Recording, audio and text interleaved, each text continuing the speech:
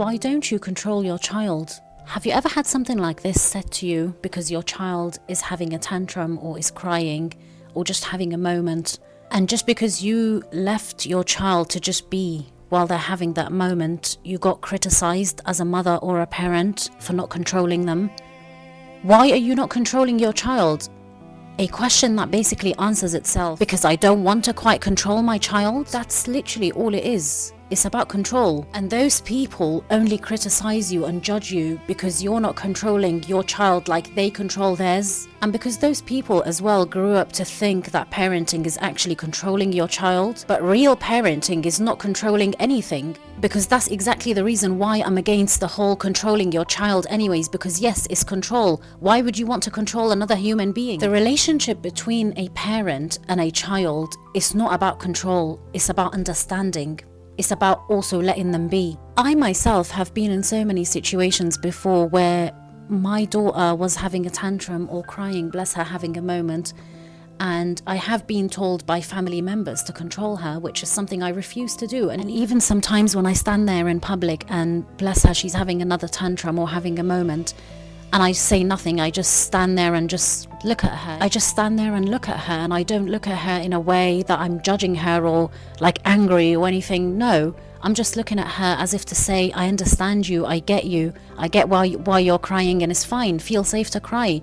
But on the other hand, people around would be given dirty looks, judging the situation, thinking, why is she not controlling her child and why is she not stopping her crying?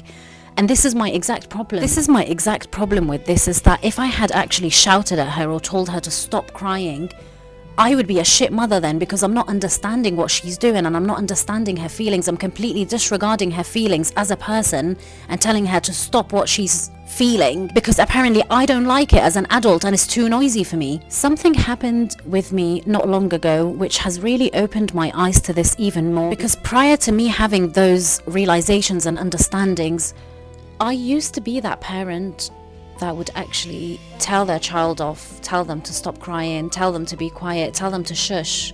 Until I realized that the only reason why I was telling her to stop crying or be quiet is only because I'm just following the cult, doing what everyone else is doing, rather than actually thinking about it logically and trying to understand her from a parent's point of view. So I feel like my decisions at the time as a parent, because she's my first child as well, my decisions were and my actions were influenced by a lot of the people around me rather than my own. What I didn't realize was that when you tell a child to stop crying, yeah, especially when they're having a very emotional moment, which is for them a big deal, right?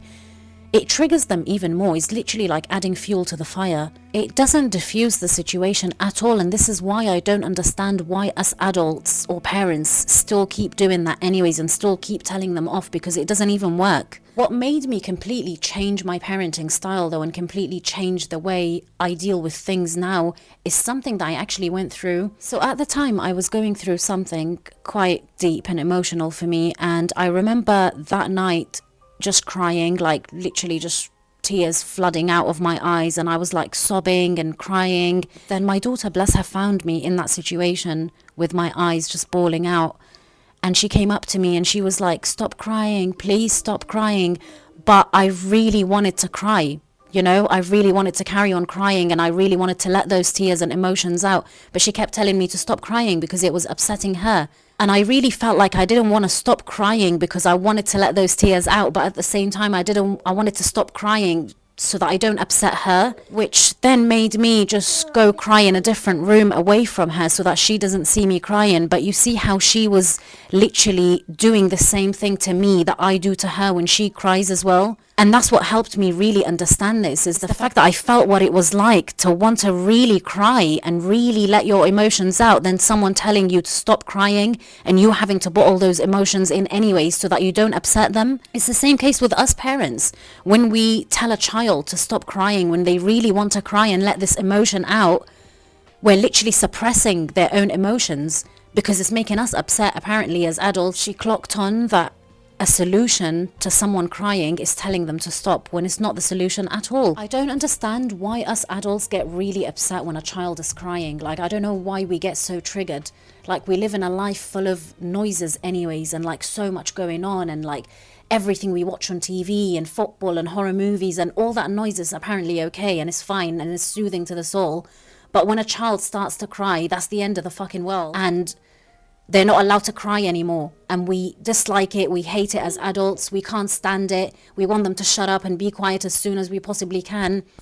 But what we don't realize is that we're literally robbing that child the opportunity to express themselves, to let that emotion out, which is going to help them, because we feel better when we cry, right? It's exactly like how I felt when I was crying and my daughter was telling me to stop crying, but I was really upset and I really wanted to cry. And I was just like, no, like, let me cry sort of thing. Why are you telling me to stop? You know? So it's the same situation and it goes both ways. It's all about understanding. It's all about having compassion. It's all about having empathy. The best way, in my opinion, to deal with tantrums and moments like this when a child is crying or is really upset, and you can definitely see that they're really upset as well. It's not like they're just putting an act on or putting a show on. They're really upset. And you don't want to go adding to their sadness even more by telling them to stop. Because I believe by telling them to stop crying, we're literally telling that child that, look, I don't give a shit about your feelings, you know, just stop crying, like it's doing my head in. And that's the sort of message toddlers and children get from us adults when we tell them to stop, is that, look, I don't care about how you feel, just stop it. Controlling our children can be very damaging to their mental health. I was actually reading about this Korean technique as well. It's called the 60-second rule. And every time my daughter cries now, I always think about that moment that I was too crying and how I felt when I was being told to stop crying. Our relationship with our children is not about who's in control. It's about a true emotional connection. And I couldn't give two shits if that upsets other people or triggers other people. I simply couldn't give a shit what other people think of my parenting or what other people think of my child. Which is why I refuse to control my child.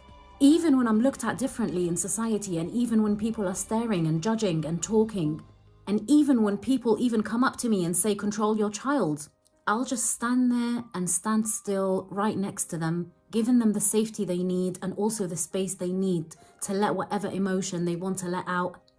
Parenting isn't about making your child fit society's expectations. Fuck society and fuck their expectations too. People are so quick to judge children all the time and to tell you how to parent better. But those same people that judge you and give you their opinions wouldn't even help you for a day raise your child up. There is simply no one way of parenting for all. And this is why I really don't understand when parents judge other parents for the way they choose to parent. Because there's simply no right answer. Everyone just does it differently. And it's our job as parents to listen and translate those feelings and also respond to our children the way we think they should be responded to. Parenting is not about control.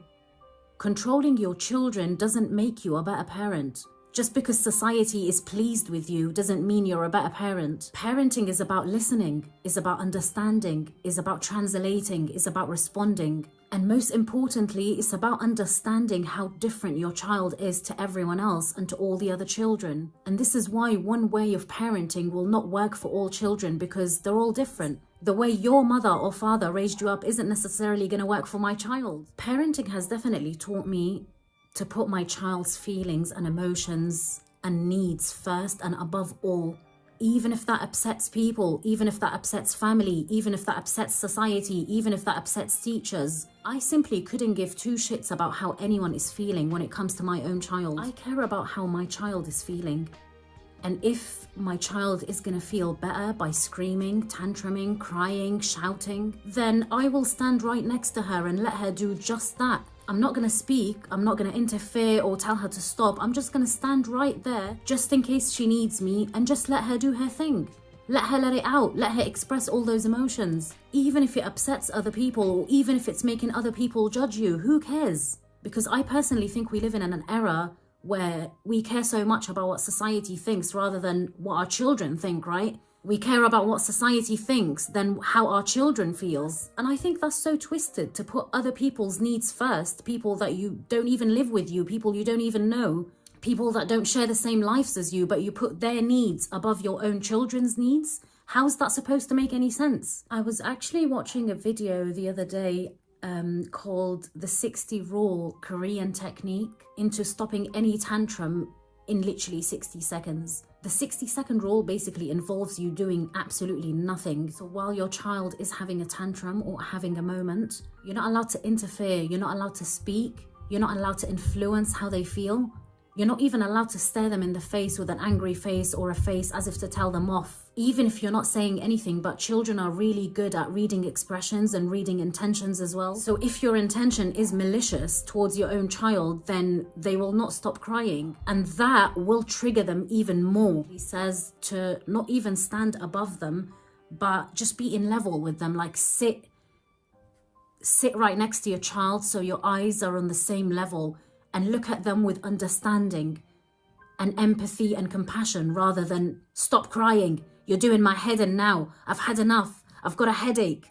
And even if you're not saying anything, again, children are really good at reading intentions. So even if you're just looking at them in a certain way, that can also trigger them. And I think Koreans have limited this to only 60 seconds because it's actually proven to work in 60 seconds. Imagine, like, if you leave someone alone, within 60 seconds, they'll just snap out of it. But on the other hand, if you tell them to shut up, if you tell them to stop, if you tell them to be quiet, it's just going to trigger them even more and make them cry even more because you're not understanding them. And this just goes to show that how just a small level of understanding our children can really improve significantly their mental health and their behaviors as well. But obviously a lot of parents have too much fucking ego to even sit down on their knees and be in level with their children and just say nothing and just shut up and say nothing until their children are done crying. Some parents have just too much ego to do that, and that's why they would rather use other tools like telling them to shut up,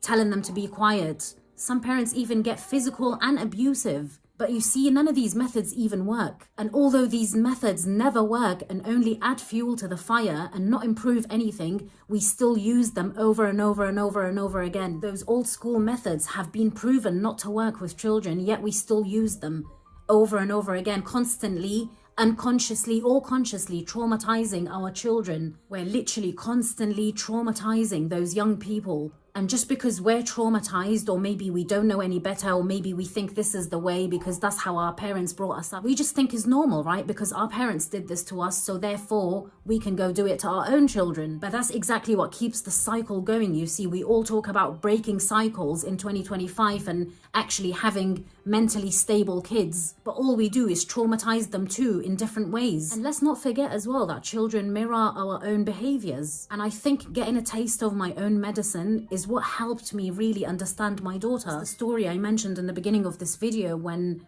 I was crying and I was really upset and I really wanted to cry, but she was telling me to stop crying because that's what I do to her when she's crying. So she thinks it's not okay to cry, it's a bad thing to cry, I shouldn't be crying right now, I'm upsetting so many people by crying and letting my emotions out. So you learn from a very young age that you're not even allowed to express yourself, and crying is a bad thing, and when you cry you upset so many people, and that's why you're not supposed to cry.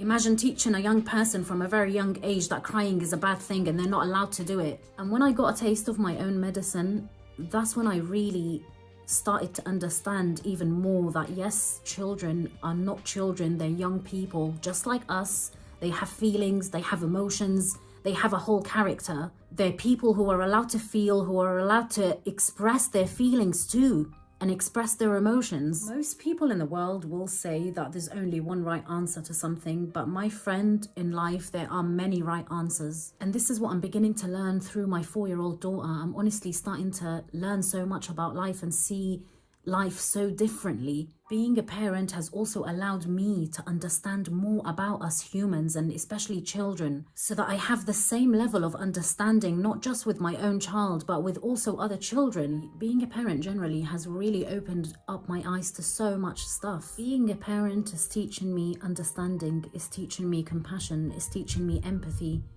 It's teaching me patience, man, because that's another skill we suck at sometimes as parents. That's all it takes, just 60 seconds of patience. That's it, gone, tantrum gone, crying gone, shouting gone.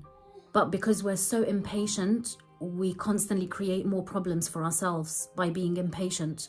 Imagine, like, you can literally cure a tantrum in 60 seconds, but 60 seconds turn into 10 minutes. Why? Because the parent is shouting at the child. The parent is screaming at them back. The parent is tantruming back at that child, telling them to stop, telling them to shut up, telling them to be quiet. And what's that telling that child? Is that you don't give a fuck about my feelings. You don't understand me. You're not even letting me express myself and my pure innocent emotions as well, of just being sad and upset. I'm not even allowed to do that. So it's a big deal when we think about it, and they're not just children, and it's okay to apparently do that to children because they're children. Like, we adults don't even like it ourselves when someone tells us to stop or to shut up or to be quiet, especially when you don't want to exactly be quiet in that moment and you're crying, letting emotions out. As adults, we can't even comprehend half the things we expect children to do, young children who are still new to life as well. We have been around a lot longer than them. But yet they're the ones who are told how to behave, how to act, being monitored constantly, controlled constantly. If anything, I think it's us grown-ups that need school and constantly need someone telling them how to behave and how to act and how to be. Because I don't think we monitor our own behaviors as adults or grown-ups anyways, to be fair. We're constantly trying to fix and adjust what's wrong with children. But those children are still new to life. They're still learning life, right? They're still figuring it out. And although we've been around longer than them, but yet we still can't even comprehend a little tantrum. We can't even deal with a little tantrum. It drives us insane. It drives us mad. It makes us lose our minds when a baby's having a tantrum or a child is having a tantrum.